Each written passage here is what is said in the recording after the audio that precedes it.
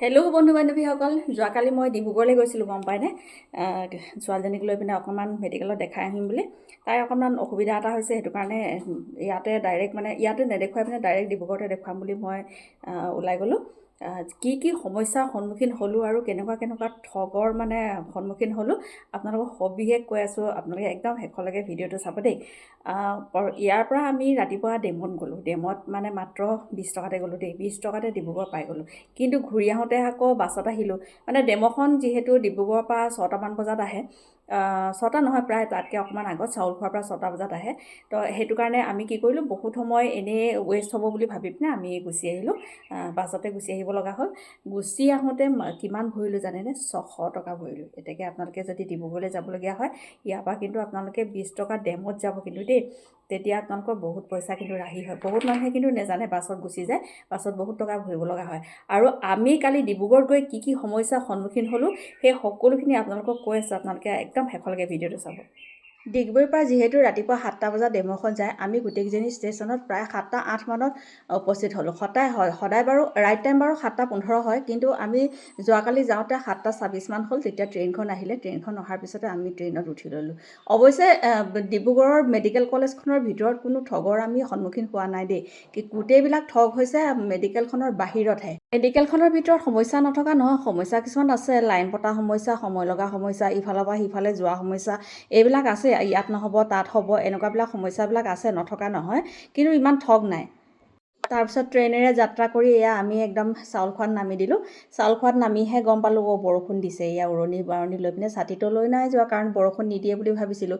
এয়া আমি এনেকৈ নামিলোঁ। নামি লোৱাৰ পিছত এয়া চাউলখোৱা ষ্টেচন। চাউলখোৱা ষ্টেচনত নামিলে কি হয়, ডিব্ৰুগড় পৰা আকৌ ঘূৰি আহিব নালাগে। আমি ইয়াৰ পৰা চাউলখোৱাৰ পৰা 20 টকাতে পাই যাওঁ দেই। এইটো আগৰ কথা। কিন্তু এয়া দেখিছেনে, টমটমলা একদম আমাক আদৰি নিছেহি, একদম তামোল পাণৰ শৰাই দি আৰু আদৰি নিয়া দি ইজনে মাতিছে, সিজনে মাতিছে। কিন্তু আমাক প্ৰথমে যিজন ভাইটিয়ে মাতি নিছে, সেই ভাইটিজনৰ অ'টতে আমি উঠিবলৈ বুলি গ'লোঁ আৰু এয়া অ'টখনত উঠি ল'লোঁ। এতিয়াই আৰম্ভ হৈ গ'ল একেবাৰে ডিব্ৰুগড় ঠগ খোৱাৰ যাত্ৰাটো দেই। আমি সাধাৰণতে 20 টকাকৈহে আমি গৈ থাকোঁ, নহয় জানো? এতিয়া আজি কি কৰিলে, সি বকুল টি ষ্টেটৰ মাজেদি, এইখন হ'ল বকুল টি ষ্টেট, এফালে বকুল টি ষ্টেট, বকুল টি ষ্টেটৰ মাজেদি আমাক লৈ গৈ একদম ডিব্ৰুগড় মেডিকেলখনৰ ভিতৰত সি সোমোৱাই দিলে। ডিব্ৰুগড় মেডিকেলখনৰ ভিতৰত সোমোৱাই দিয়াৰ কাৰণে সি আমাৰ পৰা এজনীৰ পৰা 50 টকাকৈ বিচাৰিছে।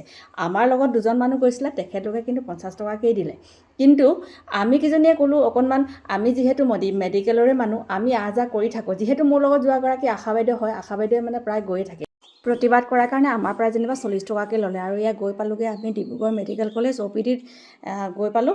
গৈ পোৱাৰ পিছতে আমি কি কৰিলোঁ, এয়া দীঘল লাইনটো কৈছিলোঁ নহয়, সমস্যা আছে বুলি। দীঘল লাইনৰ এয়া লম্বা লাইন পাতি টিকেট কৰিলোঁ। টিকেট কৰাৰ তাৰপিছত কেবিনত জমা দিলোঁ। তাৰপিছতে গ'লোঁ পেট পূজা কৰিবৰ কাৰণে।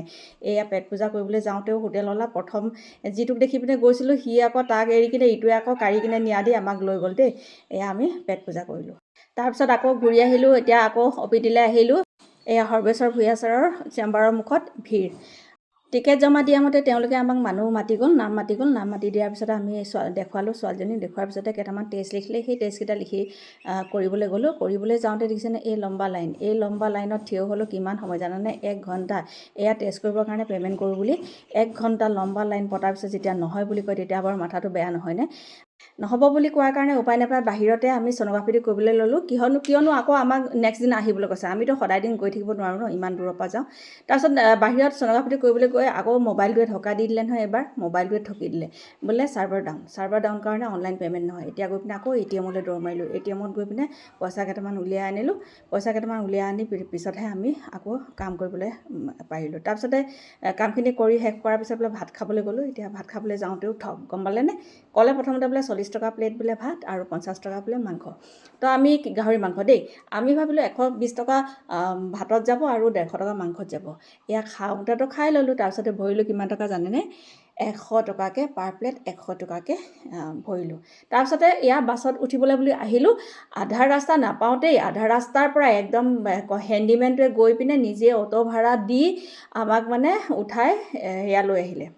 10 টকাৰ ঠাইত 20 টকা দি পিনে আমাক সি বন্দী কৰি ল'লে জানেনে? আমি কৈছোঁ যে এইখন আমাৰ ফালে নাযায়। সি কৈছে যে যাব, আপোনালোকে একদম জেগালৈকে যাব পাৰিব, উঠক বুলি কৈ আছে। আমাকতো ঠগি আনিলে আৰু আমাৰ মুখৰ আগতে আৰু সি তাৰ লগৰটোক কৈছে কি সেই বেলেগ মানে পেচেঞ্জাৰক ঠগি কিনে লৈ আহ বুলি কৈছে হা উঠাবলৈ বাছত উঠাবলৈ। তাৰপিছত তেতিয়া মই এটা ল'ৰাক ক'লোঁ দেই তোমালোকে কিয় এনেকৈ মানুহক ঠগিছা নাপায় নহয়। তেতিয়া সি মোক কি ক'লে জানেনে, বাইদেউ আমাৰ পেচাই হৈ পৰিলে ঠগাটো জানেনে, ইয়াত বোলে যোনে ঠগিব পাৰে সি খাব পাৰিব আৰু যোনে বোলে ঠগিব নোৱাৰে বোলে সি বোলে খাব নোৱাৰে বোলে। চাওকচোন বাৰু। শেষত ভিডিঅ'টো কেনেকুৱা লাগিলে জনাবলৈ নাপাহৰিব দেই।